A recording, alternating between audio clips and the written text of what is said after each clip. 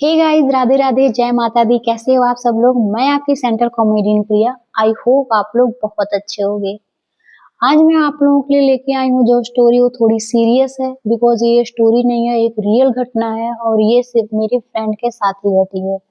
जैसा कि आप लोगों को पता है कि मैं चंडीगढ़ शहर में रहती हूँ और चंडीगढ़ बहुत ही ज्यादा प्यारा और बहुत ही ज्यादा पीसफुल शहर है।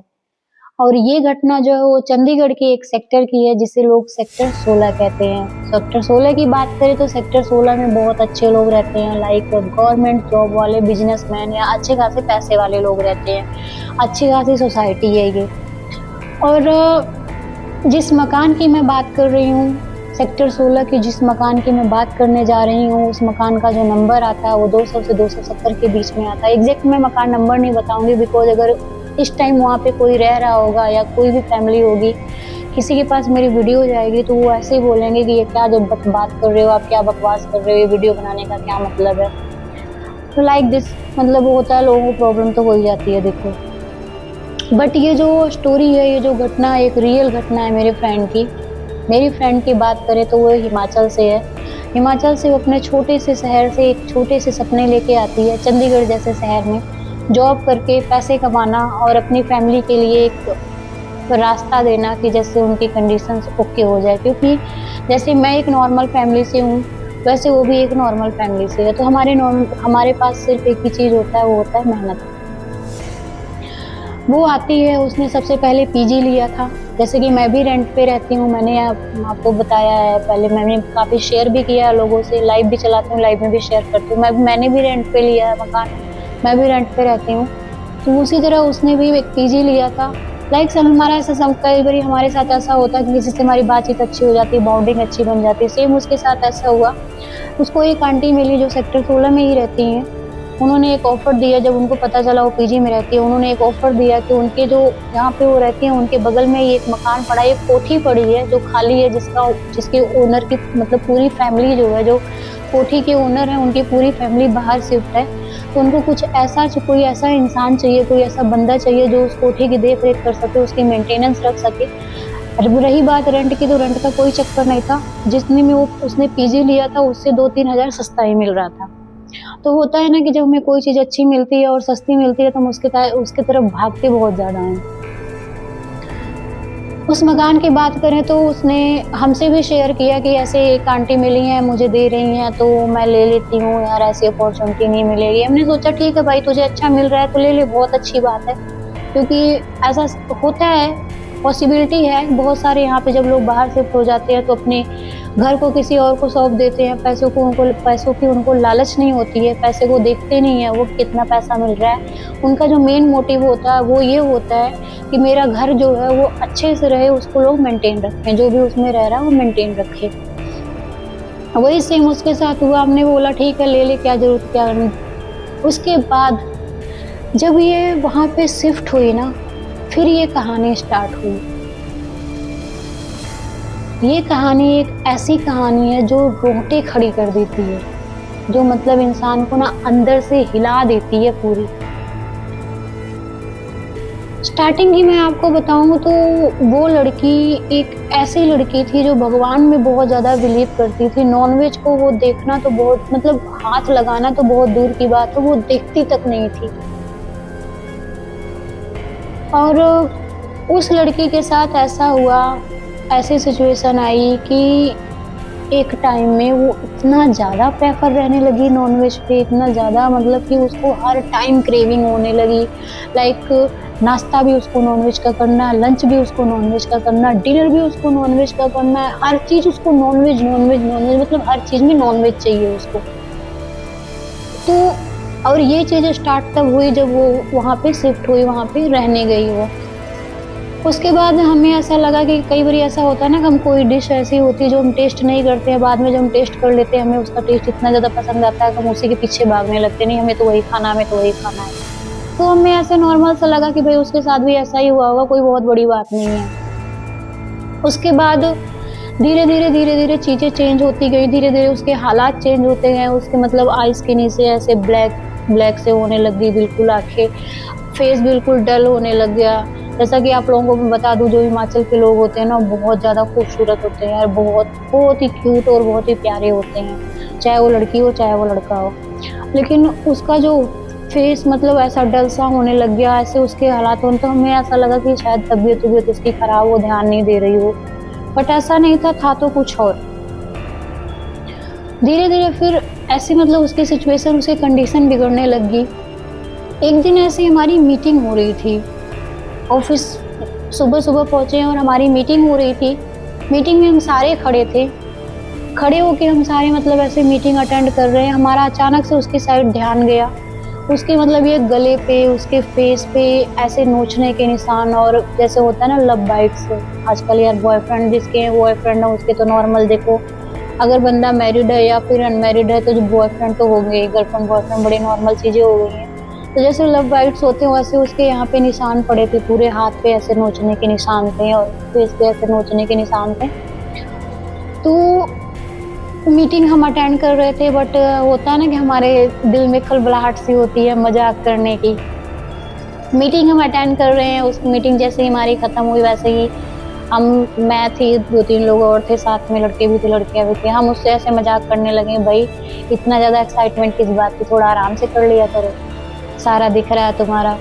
तो जब सामने वाले को, अब हमें नहीं पता कि उसको नहीं पता कि हम क्या बात कर रहे हैं, और अब उसको भी नहीं पता कि हम किस चीज के बारे में बात कर रहे हैं। तो वो कि उल्टा वो हमारे ऊपर ये कह रही क्या यार तुम लोग हमेशा तुम लोगों को मजाक ही सोचता रहता है, मुझे ऐसे अच्छा नहीं लगता बार बार ऐसे मजाक करना, और तुम लोगों को बताया तो है कि ऐसा कुछ नहीं है। देन हमने बोला भाई कि अगर ऐसा कुछ नहीं है तो ये सब क्या है, जाके एक बार शीशे में देख ले। वो वॉशरूम में गई, जब उसने देखा वो बिल्कुल, जब जिसको पता ही नहीं, आइडिया ही नहीं उसके साथ हुआ क्या है, तो वो तो जाहिर सी बात है वो तो शॉक्ड ही होएगा। वो मतलब लड़की इतना ज्यादा शॉक्ड हो गई, वो देख के इतना ज्यादा बेचैन हो गई। वो आई, हम सारे खड़े हैं, उसको दे रही है पता नहीं क्या मुझे हो गया, मुझे नहीं पता ये कैसे हो गया यार, मैं क्या करूँ, जो लोग देखेगा मेरा मजाक बनाएगा। हमने बोला ऐसा कर, अगर तुझे नहीं, हमें लगा कि ऐसे छुपाने के लिए होता नहीं, लोग झूठ बोलते हैं, अनजान बनने का नाटक करते हैं, हमें लगा ऐसा ही कर रही होगी। तो हमने बोला ऐसा कर, तू घर जा, छुट्टी ले और घर जा, बोल दे तबीयत खराब है।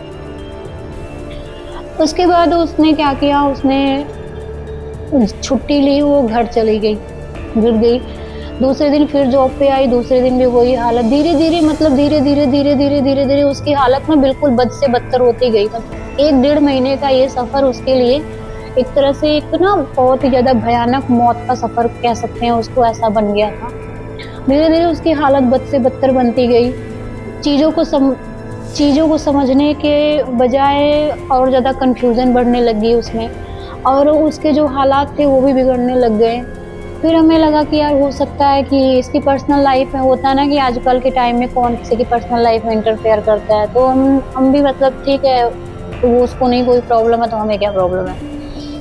एक दिन ऐसा आया कि हम बैठ के सारे लंच कर रहे हैं, और लंच करते करते उसने ना बड़े धीरे से मतलब बोला मुझे कि यार प्रिया एक बारी मेरे साथ वॉशरूम में चलेगी।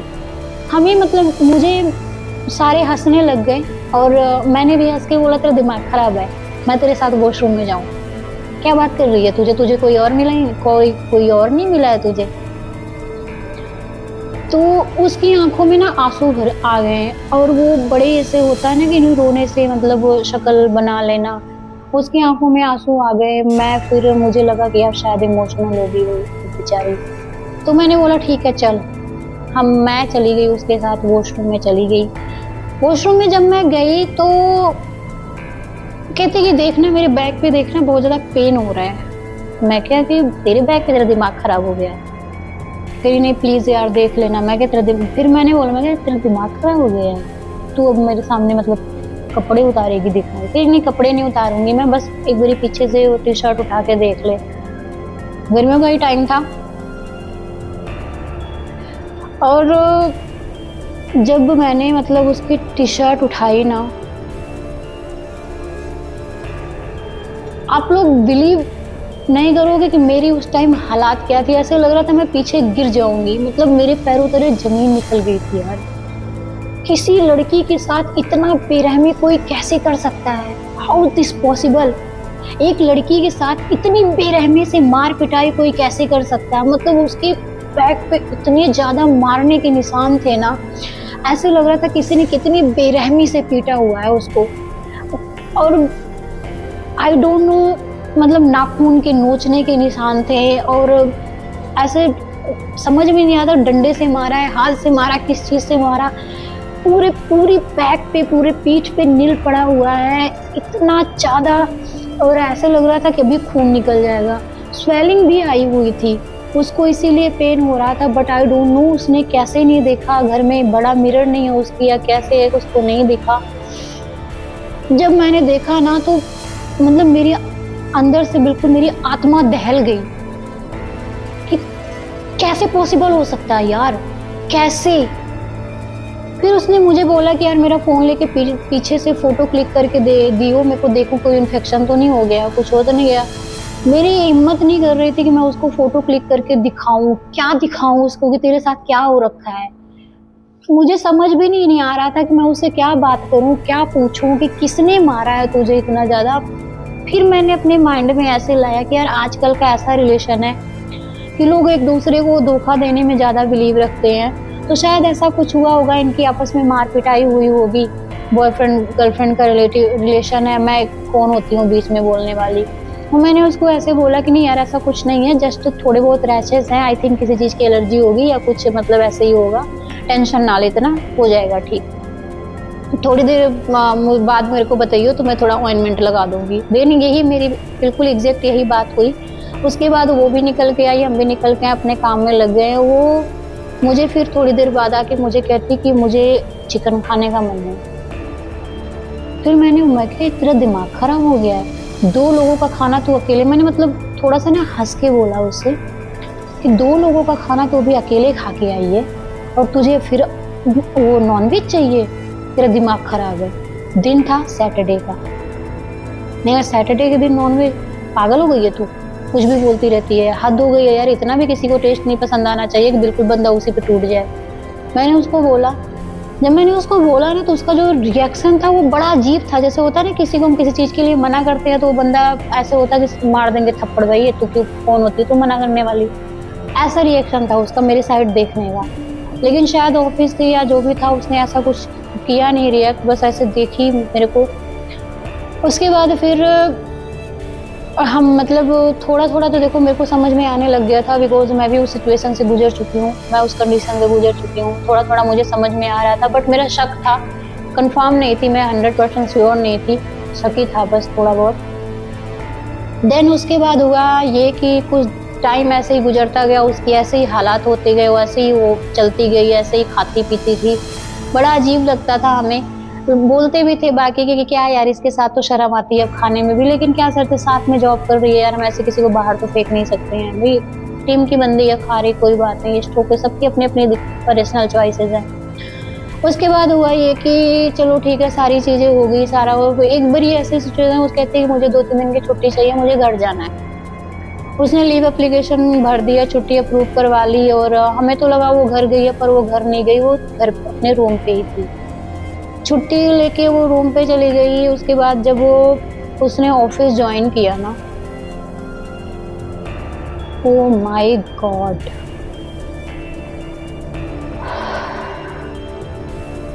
जब उसने ऑफिस ज्वाइन किया तो आप लोग बिलीव नहीं करोगे उसके साथ क्या हो रखा था। मतलब जब वो सुबह आई ऐसे लग रहा था उसके साथ किसी ने जबरदस्ती कर रखी है, मतलब होता है ना फिजिकल टॉर्चर, ऐसा फील हो रहा था उसके साथ किसी ने बहुत ज्यादा जबरदस्ती कर रखी है। पूरा मतलब टी शर्ट डाला था, पूरा निशान और पूरा ये सारा, और उसको कुछ नहीं पता।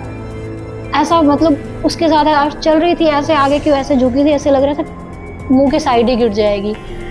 मतलब हमने जब उसको देखा ना तो हमारे पैरों तले जमीन खिसक गई, यार क्या है ये, क्या है ये। उस फिर चलो आई, वो बातचीत की, नॉर्मल रेगुलर जैसे दिनचर्या होती है हमने वैसे स्टार्ट किया। जब उसकी मैंने ये हालत देखी ना, फिर समझ गई मैं कि इसके साथ जरूर कुछ प्रॉब्लम है।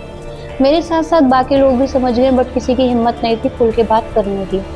देन ऐसे ही बातों बातों में दो तीन लड़कियां और हैं ऑफिस में, बातों बातों में हमने ऐसे डिसाइड मतलब ऐसे शेयर किया कि यार ये दोनों साथ रहती हैं, तू भी इनके साथ शिफ्ट हो जा, 3 BHK ले रखा है, इनको शायद थोड़ा सा महंगा पड़ रहा है, तू भी उतना वहाँ रेंट दे रही, तुझे कंपनी भी मिल जाएगी। उसने ना बड़ी अजीब तरह देखा हमें और कहती नहीं नहीं मैं वहां से नहीं जाऊंगी, वहां से नहीं जाऊंगी, वहां पे मेरा लोग बहुत ख्याल रखते हैं। हमें इस बात का धक्का लगा कि भाई तू रहती अकेले है वहां पे और तेरा ख्याल रखने के लिए लोग आ रहे हैं, क्या बात है। तो हमने बात भी बड़ी उसी मतलब उसी टोन में उससे हमने बात भी करी कि मैंने वैसे बोला कि एक लड़की और थी, उसने भी बोला भाई रहती तो तू बेटा अकेले है, जैसे नॉर्मल ऑफिस लैंग्वेज होती है ऐसे ही हमने बात करी, बेटा तू रहती तो अकेले है और बात ऐसे कर रही है, लोग बड़ा ख्याल रखते हैं, जैसे लग रहा कहीं की रानी बनी पड़ी है, नहीं रहना ना रह दफाओ। और जब उसने ऐसे बोला, हमारी रेगुलर बातचीत ऐसे होती है, ऐसा कभी रिएक्ट नहीं किया। वो उठी ऐसे, उसने चेयर पीछे फेंका और चली गई, कहती मुझे बैठना भी नहीं तुम लोगों के साथ, ऐसे करके चली गई। और उसके जो मुंह में ना बड़ा अजीब सा रिएक्शन था, मतलब इरिटेटिंग गुस्से वाला बड़ा अजीब सा रिएक्शन था। उसके बाद फिर मुझे थोड़ा सा डाउट हुआ और फिर वो मतलब सेम उसी दिन हम जब लंच पे गए तो वो रोने लगी, कहती है कि मेरे को ना बहुत ज़्यादा पेन हो रहा है, मेरे को ऐसा लग रहा किसी ने मेरे साथ बहुत ज़्यादा मतलब समझ सकते हो आप, तो मुझे बहुत ज़्यादा पेन हो रहा है। तो मुझे थोड़ा सा धक्का लगा, कहती प्लीज़ इसको ना प्रिया किसी को बताइए मत, ऑफिस में मुझे लोग प्रिया भी कहते हैं, तो कहती प्लीज़ इसको किसी को बताइए मत, डोंट वरी ऐसी चीज़ें शेयर नहीं करते हैं। लेकिन फिर मेरा दिल नहीं माना। कहते हैं ना कि जब कोई ऐसी चीज़ हो तो इंसान शेयर कर लेता है, तो एक है ऑफिस में सर है, वो पूजा पाठ थोड़ा ज़्यादा करते हैं और इन चीज़ों में बिलीव थोड़ा ज़्यादा रहते हैं। मैंने उनसे शेयर किया, मैं कहा सर ऐसी ऐसी बात है, लेकिन प्लीज़ आप किसी से कहना मत, क्योंकि किसी लड़की के फ्यूचर का सवाल है, उसकी इज्जत का सवाल है। तो सर ने बोला कि प्रिया देख, जैसे जैसे सिचुएशन है और जैसे जैसे उसके हालात लग रहे हैं, देख शक तो मेरे को भी था पहले से, पर मैं कुछ बोल नहीं पा रहा था, इसलिए क्योंकि मैं एक आदमी हूँ और एक लड़की के लिए बोलना अच्छा नहीं होता है। बट मैं यही कहूँगा कि उसको उस घर से अगर निकाल लिया जाए तो ज़्यादा बेटर हो। उसके बाद हमने डिसीजन लिया, हमने डिसाइड किया कि भाई जिस आंटी से ये मिली थी हम उस आंटी को बुलाएंगे। हमने बड़ी मुश्किल से उस आंटी को बुलाया और उस आंटी से मिलने हम नहीं गए वहाँ पे, बिकॉज ये जो ऐसी चीज़ें होती हैं उस नियर बाई नहीं जाना चाहिए। उस आंटी से हमने बुलाया, हमने बात करी, हमने सब कुछ किया। देन आंटी को जो हमने चीज़ें बताई तो पहले वो बिलीव नहीं कर रही थी, बाद में मैंने उनको थोड़ा सा इशारा किया कि उसकी साइड देखो आप, क्या वो वही लड़की है जिसको आपने बोला था शिफ्ट होने के लिए, क्या उसका फेस देखो, उसके हाथ पैर देखो, उसके हालात देखो, क्या आपको लग रहा है वही लड़की है। उसके बाद उनको थोड़ा बहुत यकीन हुआ, थोड़ा बहुत उन्होंने बिलीव किया। देन हमारे एक पंडित जी हैं जो मंदिर में बैठते हैं, पंडित से हमने बात करी। पंडित जी ने बोला कि देखो बेटा मैं नहीं जाऊँगा वहाँ पे, ऐसी चीज़ों से मैं रिस्क नहीं लूँगा, क्योंकि मैं एक पुजारी हूँ, बाकी और कुछ नहीं, और ऐसी चीज़ों को रोकना या ऐसी चीज़ों को हटाना मेरे बस की बात नहीं है, पर मैं तुम लोगों की सहायता ज़रूर कर सकता हूँ। हमने बोला ठीक है पंडित जी, जो सहायता कर सकते हो वो करो। देन हमने उसके फैमिली को, लड़की जो मेरी जो फ्रेंड है उसकी मैंने फैमिली को भी बुलाया, हिमाचल से उसकी फैमिली आई। उसकी फैमिली ने जो उसके हालात देखे, माँ बाप की अकेली लड़की, ना कोई भाई ना कोई बहन, यही एक ही सहारा उनका, तो बहुत ज़्यादा रोने लगे, बहुत ज़्यादा समझाया उनको हमने। टचवुड वो ऐसा दिन था कि ऑफिस से छुट्टी थी और हमारे जो स्टाफ के लोग हैं बहुत ज़्यादा अच्छे लोग हैं, बहुत ज़्यादा। मैं कहती हूँ कि ऐसा स्टाफ हर किसी को मिले, जो कोई भी ज़रूरत पड़े, कुछ भी हो तो एक साथ खड़े हो जाते हैं। हमने डिसाइड किया, बात करी हमने। उसके बाद पंडित जी ने बोला कि एक देखो इसका यही सोल्यूशन है कि उसको उस घर से निकालना पड़ेगा। तो हमने बोला भाई कैसा कैसे पॉसिबल हो, क्यों बाहर आने देगी, जो भी देगी या देगा जो भी होगा, क्यों बाहर आने देगा, पागल थोड़ी है। तो फिर जिन आंटी ने रूम दिलवाया था उन आंटी ने एक आइडिया दिया कि ऐसा करते हैं, किसी और को उसमें लेके जाते हैं और इसको थोड़ा सा मतलब डांट के निकालेंगे और इसके ऊपर ऐसा क्रिएट करेंगे कि जैसे इसने कोई गलती करी हो, और उस लड़की को बोलेंगे वहाँ पे रहने के लिए। तो हमने बोला भाई ऐसा पंगा कौन लेगा। मैंने बोला मैं तो बिल्कुल भी नहीं लूँगी।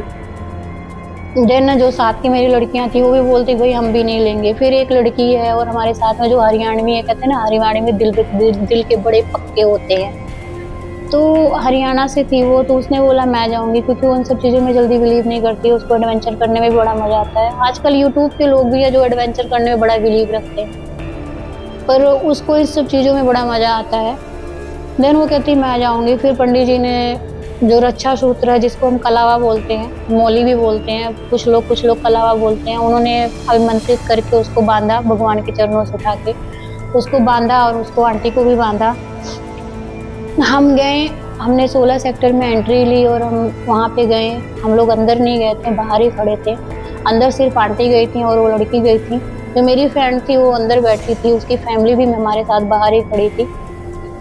उसके बाद फिर अंदर गई आंटी उसको बहुत ज़्यादा सुनाने लगी कि भाई तूने पूरा गंद मचा के रखा, तू लड़कों को बुलाने लग गई है, तुझे तो मैं इतनी अच्छी लड़की समझती थी, इतना अच्छी समझ के तुझे मैंने रूम दिलवाया था, तू यहाँ पे वो अपना गंद मचा रही है, तूने गंद, तुम लड़कियों को पता नहीं क्या हो गया, तुम लोग लड़के बुलाने लग गए, तुम लोग अपना फ्यूचर बनाने नहीं आते हो, यहाँ पे तमाशा करने आते हो, ये मतलब उन्होंने ऐसा क्रिएट किया, इन्वेंट क्रिएट किया कि जैसे लगे सामने वाले को, जो देख रहा है उसको लगे कि हाँ भाई गलती है।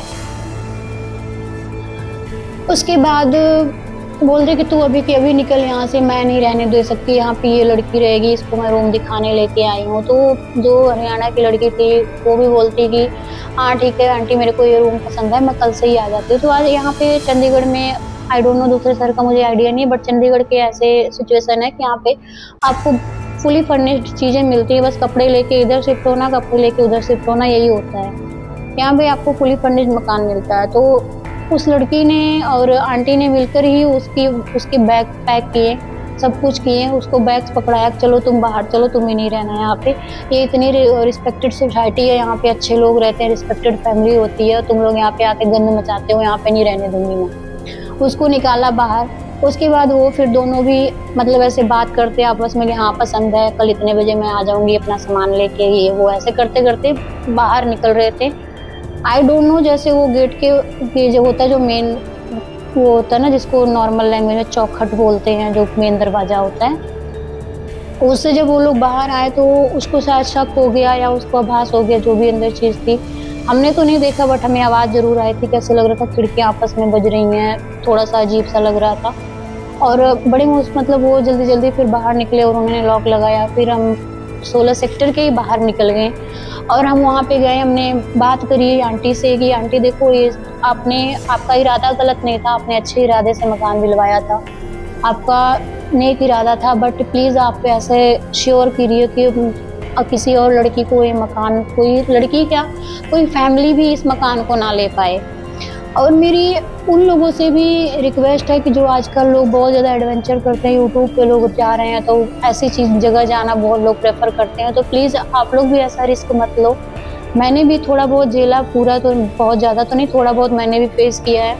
ऐसी जगह प्लीज़ मत जाओ आप लोग, क्योंकि एडवेंचर आप कर रहे हो, चल रहा है, बट अगर उसने एडवेंचर करना शुरू कर दिया ना, आपका जो यूट्यूब की जो क्रिएटिविटी है ना, जो आपके अंदर जो यूट्यूब का कीड़ा है, वो सब धरा का धरा रह जाएगा, कुछ नहीं हाथ लगेगा। इसलिए बहुत सोच समझ के लीजिए। और इस कहानी को बताने का मेरा एक ही मोटिव है, चलो वो तो निकल गई उस एरिया से, बच गई, सेफ हो गई, बट उतना टाइम उसकी लाइफ में ऐसी यादगार वो बन गया कि शायद वो पूरी लाइफ भी ना भूल पाए। और इस कहानी को बताने का मेरा एक ही मोटिव था कि मैं भी रेंट पे रहती हूँ, बहुत सारे लोग आते हैं रेंट पे रहते हैं, बहुत लोग ऐसे होते हैं जो सस्ती चीज़ें देखते हैं और अच्छा देखते हैं तो उसके पीछे जल्दी भागते हैं। तो प्लीज़ कोई भी मकान लेने से पहले, कोई भी चीज़ लेने से पहले, खासकर कोई ऐसा मकान लेने से पहले जो काफ़ी टाइम से बंद पड़ा हो, जिसका ओनर बाहर हो या कहीं भी हो, ऐसी चीज़ें लेने से पहले 20 बार सोचें। 2-4 रुपए एक्स्ट्रा दे दो चलेगा, पर सस्ते के चक्कर में अपनी लाइफ को ऐसे रिस्क में मत डालो। 2-4 लोगों से पूछो, उसके बारे में जानो, सोचो समझो, उसके बाद फैसला लो। और मैं तो ये बोलूँगी कि मेरी जो थिंकिंग है कि कोई ऐसा मकान लो, आप कहीं ऐसी जगह जाओ जहाँ पे फैमिली रहती हो, जहाँ पे लोग रहते हो, बिल्कुल खाली मकान बिल्कुल मत लो। इस स्टोरी को बताने का सिर्फ यही मकसद है कि आपकी लाइफ की जो सुरक्षा है वो आपके हाथ में है। कई बार सम टाइम होता है सस्ती के चक्कर में हम इतना जल्दी भाग जाते हैं ना कि फिर उसके हमें पूरी लाइफ टाइम वो एक ऐसी याद बन जाती है कि जिसको हम चाह के भी नहीं भुला सकते। तो प्लीज़ आप लोग सोच समझ के कोई भी डिसीज़न लो, बस यही मेरा मेन मतलब है। और ख़ासकर जब हम सेकंड हैंड चीज़ लेते हैं या सेकंड हैंड चीज़ को हम प्रेफर करते हैं, चाहे वो कोई सामान हो या फिर हम किसी मकान की बात करें, बहुत सोच समझ के डिसीज़न लेना चाहिए। जल्दबाजी का डिसीज़न हमेशा खतरे का घर ही होते हैं। जल्दबाजी में लिया गया फैसला हमेशा हमारा ही नुकसान करवाता है। तो प्लीज़ सोच के समझ के उसके बाद ही प्रेफर करो। हमारी जो लाइफ है ना वो बहुत ज़्यादा कीमती है, इसको रिस्क में डालना और रिस्क से बाहर निकालना दोनों हमारे हाथ में होता है। तो ये हमें खुद समझना पड़ेगा कि हम किस रास्ते पे जा रहे हैं। एंड ये वीडियो सुनने के लिए, समझने के लिए thank you so much. Please आप लोग अपना ध्यान रखिए। मिलते हैं नेक्स्ट वीडियो में। Thank you so much.